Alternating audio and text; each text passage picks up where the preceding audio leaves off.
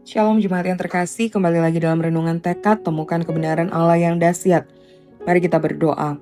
Bapa di dalam surga, inilah kami anak-anak-Mu yang membutuhkan penyertaan dan tuntunan-Mu melalui kebenaran firman-Mu. Berbicaralah kepada setiap kami, dan tolong kami supaya kami mengerti apa yang menjadi isi hati-Mu melalui setiap kebenaran firman Tuhan yang diberitakan. Tolong kami juga untuk boleh menjadi pelaku firman-Mu. Dalam nama Tuhan Yesus kami berdoa, amin. Bacaan Alkitab hari ini dari 1 Timotius 4 ayatnya yang ke-8. Latihan badani terbatas gunanya, tetapi ibadah itu berguna dalam segala hal karena mengandung janji baik untuk hidup ini maupun untuk hidup yang akan datang. Saudara-saudara, tak ada juara tanpa proses latihan yang serius dan tekun, meski demikian latihan badani terbatas gunanya. Paulus berkata dalam 1 Timotius 4 ayat 8, bahwa latihan badani terbatas gunanya, tetapi ibadah itu berguna dalam segala hal, karena mengandung janji baik untuk hidup ini maupun untuk hidup akan datang. Saudara, ayat ini tidak berarti meremehkan latihan jasmani. Paulus justru mengakui bahwa menjaga tubuh itu penting. Namun ia menekankan bahwa latihan rohani hidup dalam ibadah, kesalehan, dan kedekatan dengan Tuhan memiliki nilai yang jauh lebih besar dan kekal. Latihan jasmani memberi manfaat sementara. Tubuh menjadi kuat, kesehatan terjaga, dan kekuatan otot bertambah.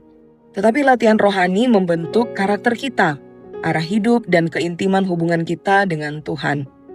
Ketika kita membiasakan roh jiwa kita berelasi dengan Tuhan, dalam doa, membaca firman, melayani, dan menjaga integritas, kita sedang berinvestasi untuk kehidupan yang melampaui dunia yang sementara ini.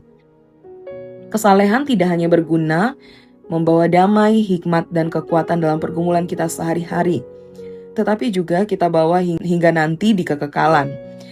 Inilah juga yang Tuhan Yesus sendiri ingatkan kepada kita dalam Matius 6 ayat 20. Tetapi kumpulkanlah bagimu harta di surga. Di surga ngengat dan karat tidak merusakkannya, dan pencuri tidak membongkar serta mencurinya. Aktivitas kita yang begitu padat seringkali menjadi godaan terbesar yang mengalihkan ibadah kita. Kesibukan fisik menggeser relasi rohani kita dengan Tuhan. Hari ini kita diingatkan kembali untuk mengevaluasi dan menata ulang prioritas. Seperti latihan fisik membutuhkan ketekunan dan disiplin, begitu juga kehidupan rohani. Kita perlu melatih diri untuk menyediakan waktu doa setiap pagi, membaca satu pasal firman setiap hari melalui renungan tekad ini, memilih untuk jujur meskipun sulit, serta melayani dengan hati yang tulus. Saat pencobaan datang, latihan rohani membuat hati lebih kuat.